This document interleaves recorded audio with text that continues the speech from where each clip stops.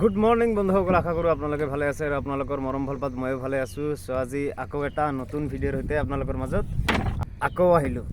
ইয়াত চাব পাৰিছে আজি ইলিছ মাছ মাৰিব। ইয়াত ব্ৰহ্মপুত্ৰ নদীত আহিলোঁ। ইয়াত জাল ৰেডি কৰা হৈছে জাল পাতিবৰ কাৰণে। এয়া চাওক, একদম ব্ৰিজৰ ওচৰৰ পৰা আজি জাল পাতি আছোঁ। এইটো ড্ৰাম পানীত দিয়া হ'ল। এতিয়া জাল আমি পাতা আৰম্ভ কৰা হৈ গ'ল।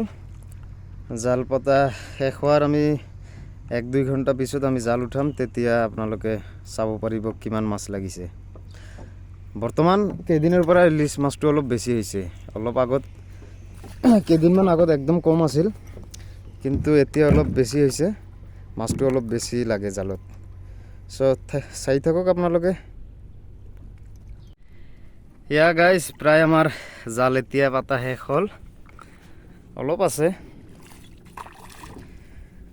এয়া চাওক, এইখিনি আছে। তাৰপিছত আমাৰ জাল পাতা শেষ হ'ব। বহুত দীঘল জাল, পূৰা একদম 1100-1200 হাত দীঘল। আপোনালোকে ভাবি ল'ব তেনেহ'লে কিমান ডাঙৰ জাল। এইটো জালত যদি মাছ নালাগে কোনটো জালত লাগিব। আৰু আপোনালোকে একদম স্কিপ নকৰাকৈ শেষলৈকে চাই থাকিব। অলপ পিছত আমি জালটো উঠাম, মানে বেছি সময় নালাগে। মানে বৰ্তমান নদীত ধাৰটো মানে স্ৰোতটো বহুত কমে, মানে জংঘলো নাই সিমান, একদম ধুনীয়া। সেইকাৰণে অলপ পিছত আমি জালটো উঠাই দিওঁ। উঠাই দিয়াৰ লগে লগে মাছটো লাগি যায়।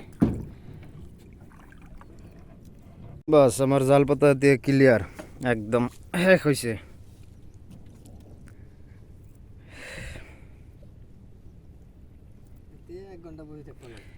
এক ঘণ্টা না, 1 ঘণ্টা পিছত আমি জাল উঠাই দিম। বাছ, টেনশ্যন নাই।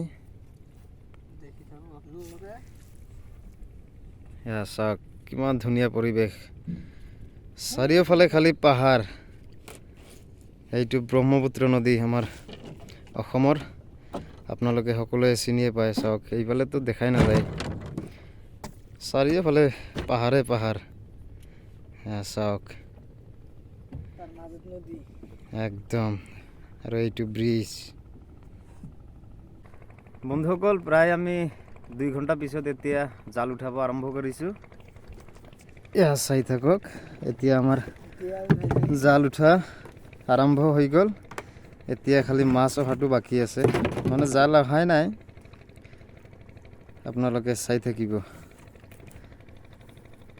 এতিয়া আৰু এটা কথা, আপোনালোকে ক'ৰ পৰা ভিডিঅ'টো দেখি আছে আপোনালোকে কমেণ্ট কৰি অলপ জনাব, কাৰণ আপোনালোকে কমেণ্ট কৰিলে মোৰ ভাল লাগে আৰু মই বুজি পাওঁ যে মোৰ ভিডিঅ' ক'ৰ পৰা আপোনালোকে চায়।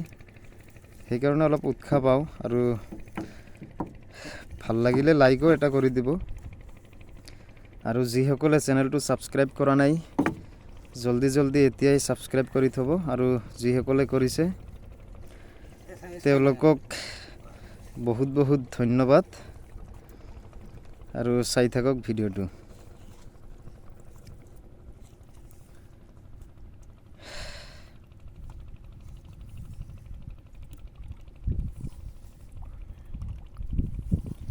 মাছ আহিবৰ এইবাৰ ডাঙৰ ডাঙৰ ইলিছ মাছ, প্ৰায় 1-1.5 কেজি ওজনৰ কেইটামান আহিলে হ'ল নাকি।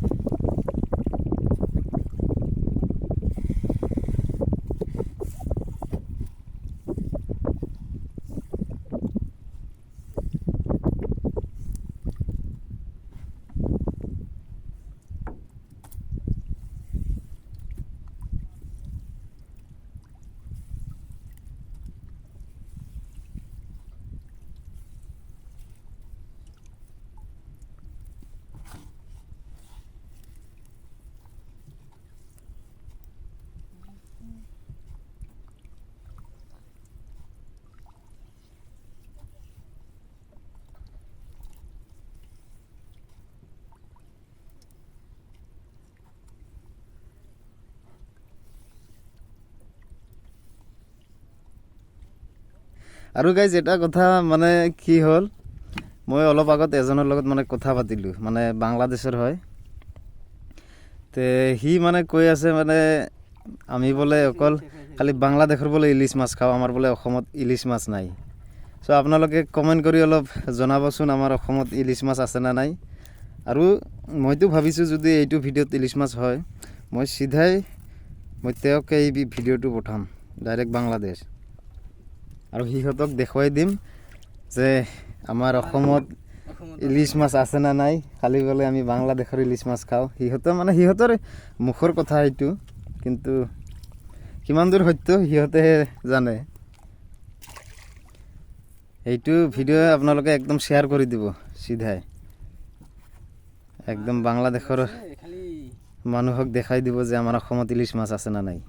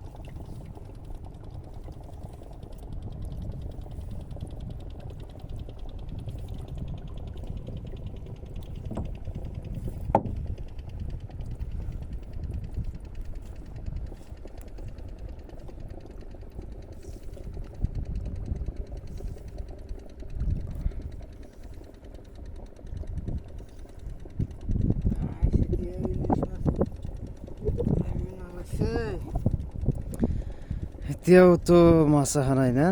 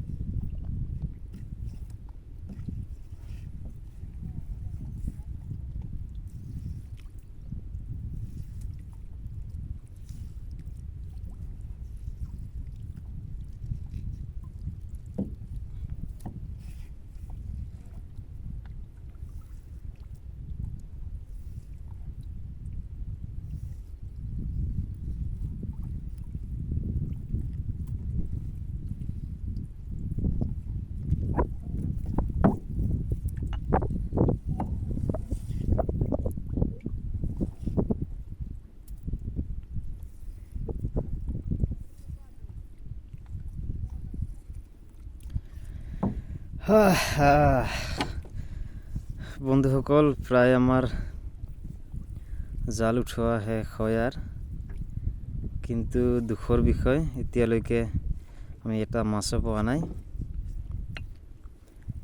বহুত বেয়া লাগি আছে, ইমান কষ্ট কৰি আমি মাছ মাৰিব আহিলোঁ, কিন্তু এতিয়ালৈকে মাছ লগাই নাই। উপায় নাই, পানীৰ মাছ নালাগিলে একো ক'ব নোৱাৰি, কেতিয়া লাগিব নাজানো।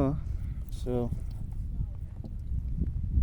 কি হয়, এতিয়াও জাল অলপ আছে, সৌটো ড্ৰাম চাওক, এতিয়াও চান্স আছে।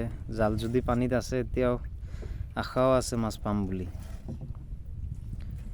আৰু গাইছ, আপোনালোকে ক'ৰ পৰা ভিডিঅ'টো দেখি আছে জলদি জলদি কমেণ্ট কৰি জনাব, আৰু লগতে চেনেলটো ছাবস্ক্ৰাইব কৰি থ'ব।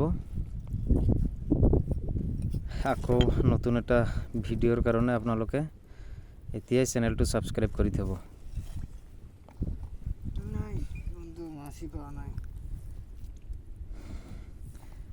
একো নাই, এতিয়া লগা নাই যদি আৰু নেক্সট টাইম লাগিব, আশা আছে।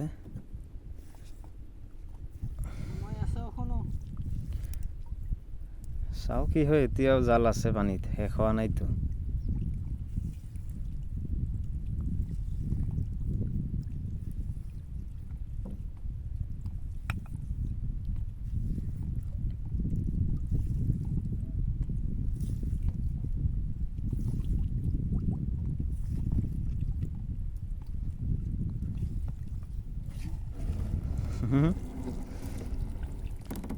এতিয়া চাওক, থিয় হৈ উঠাই আছে, কি কৰিব আৰু।